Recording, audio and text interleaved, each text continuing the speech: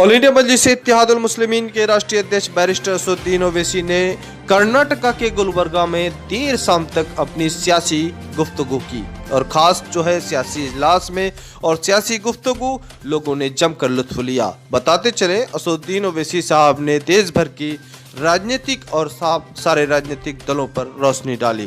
खासतौर पर उन्होंने बीजेपी और आरएसएस पर जमकर उन्होंने बरसे कि जहां पर ओवैसी का नाम आया तो बी टीम और जहां पर तुम्हारी पार्टी का आदमी भाग गया तो बोलते नहीं भटक गया उन्हें,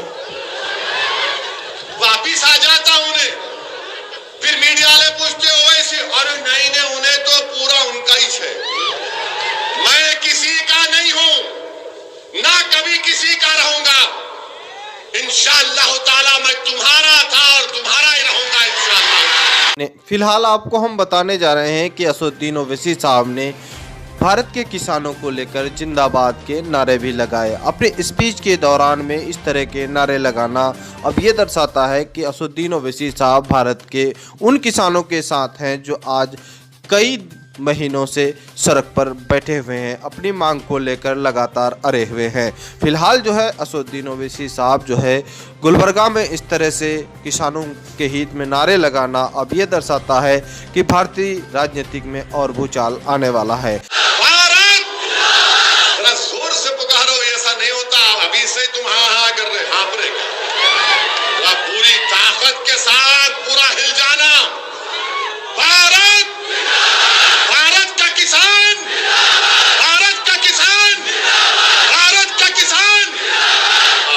है। फिलहाल उन्होंने अपने स्पीच के दौरान कई बातों का जिक्र किया, खासतौर पर मजलिस इत्तेहादुल मुस्लिमीन को लगातार बी टीम का इल्जाम लगाना, इस तरह के बुनियादों पर काफी रोशनी डाला।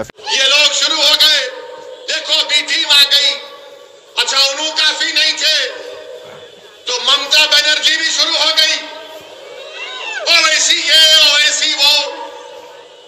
अरे भाई आखिर मैं ही मिला क्या, तुम लोगों को कोई और नहीं है भारत में? बी टीम, सी टीम, वो फुला टीम, अरे आप क्या किए बताओ? कौन सा कारनामा आप अंजाम दिए? कर्नाटका में कांग्रेस के एमएलए कूद के जाकर बीजेपी में चले गए, मेरे से पूछ के गए थे, मेरे से बात करके गए थे, या इलियास बागवान साहब के पास आकर बैठे, जरा बाग में केला खिलाओ हम तुम्हारे साथ चलते, या अब्दुल रहीम के पास जाके बोले थोड़ा मिर्ची लगा दे हम दौड़ते, पूरे के पूरे भाग गए। अरे पतली गली पकड़ के भाग रहे, तुमको भागने वाला नजर नहीं आ रहा, तुमको एक ही मर्द नजर आ रहा। अल्हम्दुलिल्लाह तुम्हारे लोग भाग गए, भाग के रिजाइन करके जीत में गए, मिनिस्टर भी बन गए और आपको कोई नजर नहीं आ रहा। अरे हिम्मत है तो बोलो ना उनको, उनको नहीं बोलते पैसा लिया बीजेपी से, ना ममता बोलती ना कांग्रेस बोलती, जहां बात आती मुसलमान की तो पैसे की बात आ जाती। बताओ ये तुम्हारी फिरका परस्ती है, ये तुम्हारी घटिया सोच है कि जहां पर ओवैसी का नाम आया तो बी टीम और जहां पर तुम्हारी पार्टी का आदमी भाग गया तो बोलते नहीं भटक गया उन्हें, वापिस आ जाता उन्हें। फिर मीडिया वाले पूछते ओवैसी, अरे नहीं ने उन्हें तो पूरा उनका ही है। उन्होंने इस सियासी गुफ्तगू में बंगाल चुनाव के बारे में जिक्र किया और देश के अलग अलग हिस्सों में चुनाव लड़ने के बारे में भी जिक्र किया। खास गुलबर्गा में लोग लुत्फ उठाए, उनके सियासी अंदाज, बोलने का अंदाज, खासतौर पर ममता दीदी को बंगाल चुनाव में लिचुट की और साथ ही साथ जो है बंगाल चुनाव लड़ने के ऐलान तो पहले ही कर दिया है, लेकिन इस वक्त जो है मजलिस इत्तेहादुल मुस्लिमीन के राष्ट्रीय अध्यक्ष बैरिस्टर असदुद्दीन ओवैसी साहब बिहार की तारीफ करते नहीं थकते हैं। बिहार में शानदार जीत के बाद बंगाल में निगाहें हैं और पूरा बंगाल खलबली सा मचा हुआ है। ऑल इंडिया मजलिस इत्तेहादुल मुस्लिमीन के गुलबर्गा में जो सभा हो रहा था तो सियासी गुफ्तगू के दौरान बंगाल चुनाव का जिक्र खुद बैरिस्टर असदुद्दीन ओवैसी साहब कर रहे थे। बंगाल चुनाव ऐसा लग रहा है कि बड़ी मजबूती के साथ लड़ेंगे और ख़ास तौर पर जो है असदुद्दीन ओवैसी साहब जो है बिहार जीतने के बाद बंगाल और मजबूत बनाएंगे और बंगाल में असदुद्दीन ओवैसी साहब को 50 सीटों पर टारगेट है और 50 सीट अगर जीतते हैं तो उत्तर प्रदेश की चुनाव जीतना उसे आसान हो जाएगा। फिलहाल जो है कर्नाटक का दौरा के बाद असदुद्दीन ओवैसी साहब का अब इंतज़ार गुजरात में हो रहा है और गुजरात में जो तारीखों का ऐलान हुआ था अब वो तारीखों का ऐलान फिर से होना है। किसी कारण वो तारीख कैंसिल के होने की खबरें मिल रही है। फिलहाल जो है गुजरात में मजलिस इत्तेहादुल मुस्लिमीन का तैयारी जोर पर है और गुजरात में 2022 को चुनाव होना है और वहाँ पर खास मोदी का गढ़ है और उस मोदी के गढ़ में ऑल इंडिया मजलिस इत्तेहादुल मुस्लिमीन का एंट्री भी है और वहाँ पर छोटू भाई वसावा के साथ पार्टी गठबंधन की है और साथ ही साथ साबिर काबिलीवाला वहां के प्रदेश अध्यक्ष हैं।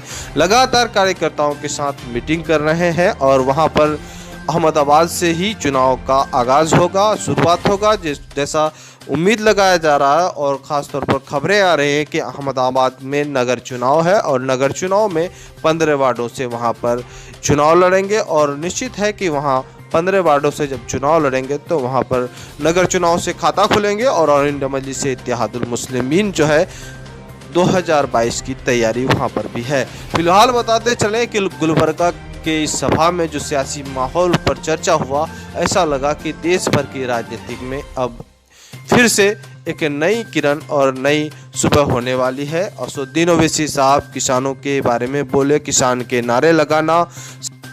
दूसरी खबर की ओर चलते हैं हम कि बिहार में इस वक्त जो है खलबली सा मच चुका है। कल भी हम ये खबर आपको वायरल किए थे और आज भी हम आपको खबरें बता रहे हैं कि कई लोगों ने अपने वाल में, खासकर यूट्यूब चैनलों ने अपने वाल में और ख़ासतौर पर इस तरह से सोशल मीडिया में खबर फैला रहा है कि असदुद्दीन ओवैसी के एमआईएम पार्टी और उनके 5 विधायक अब जदयू के दामन थामने वाले हैं।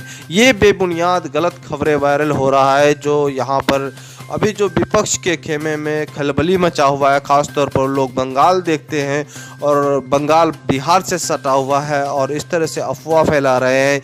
ये खबरों पर नज़रअंदाज करना चाहिए और ख़ास तौर पर जो है ये गलत खबरें जो है इस सोशल मीडिया में वायरल हो रहा है। फिलहाल आपको हम बता दें कि मजलिस इत्तेहादुल मुस्लिमीन के 5 विधायक, एमआईएम के 5 विधायक किसी भी मंत्री या किसी भी लालच में बिकने वाले नहीं हैं और साथ ही साथ मजलिस इत्तेहादुल मुस्लिमीन में रहकर यहाँ पर विकास करना चाहती है। खास पर 5 विधायक का ये टारगेट है कि देश का मॉडल है और यही यहाँ से ही काम देखकर देश के अलग अलग राज्यों में लोग जाएंगे और साथ ही साथ वहाँ पर जो है जिस तरह से बिहार में कामयाबी मिली है उस तरह से हर जगह कामयाबी मिल सकती है। तो फिलहाल आपको बता दें कि मजलिस इत्तेहादुल मुस्लिमीन के 5 विधायक बिहार के मुख्यमंत्री नीतीश कुमार से मुलाकात किए थे और मुलाकात इसलिए किए थे कि बिहार के सीमांचल एरिया जो है बहुत पिछड़ा है और पिछड़ेपन के बारे में अवगत करना उनका फ़र्ज बनता था और बिहार के मुख्यमंत्री नीतीश कुमार है उनसे मिलना उनको अनिवार्य था। इसी हाल पर उन्होंने वहां पर सारे पदाधिकारियों से मुलाकात की और ख़ास तौर पर जो है बिहार के मुख्यमंत्री से मुलाकात करना, अब सोशल मीडिया में उस फोटो वायरल करना, ये बेबुनियाद बात तोड़ मरोड़ कर पेश करना लोगों के जहन को भटकाने का काम कर रहा है। इस तरह से बेबुनियाद खबरें वायरल हो रहा है जो अफवाह का बाजार गर्म है। फिलहाल मजलिस इत्तेहादुल मुस्लिमीन के विधायक किसी भी दल में शामिल नहीं है, वो 5 विधायक अलग दल में है और यहाँ पर जब विपक्ष जो मजबूत पार्टी जब खामोश रहता है तो मजलिस इत्तेहादुल मुस्लिमीन के ही विधायक बिहार में शिक्षा, स्वास्थ्य और रोजगार के मुद्दे पर बोलती रहती है। एक और नारा लगाना है, वो किसानों तक जाना, वो लड़ रहे मोदी के खिलाफ। सिंगूर बॉर्डर पर मेरे शेरों लगाएंगे नारा, आप तो लगाओ। हिंदुस्तान, भारत, भारत, जरा जोर से पुकारो, ऐसा नहीं होता अभी से तुम हाँ कर रहे, हाँप रहे। पूरी ताकत के साथ पूरा हिल जाना। भारत, भारत का किसान, भारत का किसान, भारत का किसान। आप बैठो।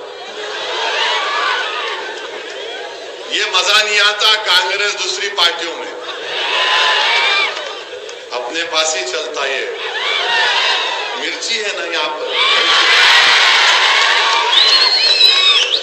मजलिस से मुखालिफत, हम बिहार में इलेक्शन लड़े, बिहार में इलेक्शन 20 सीट पर लड़े, 20 सीट पर हम इलेक्शन लड़े।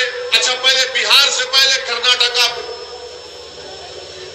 असेंबली के इलेक्शन में हम कुमारस्वामी और देवेगौड़ा साहब की तायीद करें। ये हमारे को नहीं मालूम था तायीद करे।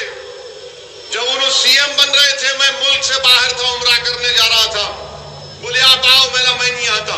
बोले क्यों नहीं आते? मेरा मैं डाइस पे नहीं खड़े रहता, एक से एक हमा किस्म के लोग बैठे, मैं नहीं आ सकता। और आप बहुत बड़ी गलती कर रहे कुमारस्वामी, कांग्रेस के साथ जाकर आप पछताएंगे, याद रखना। गए, मगर आप देखे तो क्या है, कुमारस्वामी भी बीजेपी के साथ हाथ में हाथ पकड़ के रोमांस कर रहे हैं। चेयरमैन हमारे को दे दो, तुम वाइस चेयरमैन। ये कैसा मोहब्बत है रे तुम लोग? एक पे रहना ना, वो भी नहीं। अब चेयरमैन का इलेक्शन है।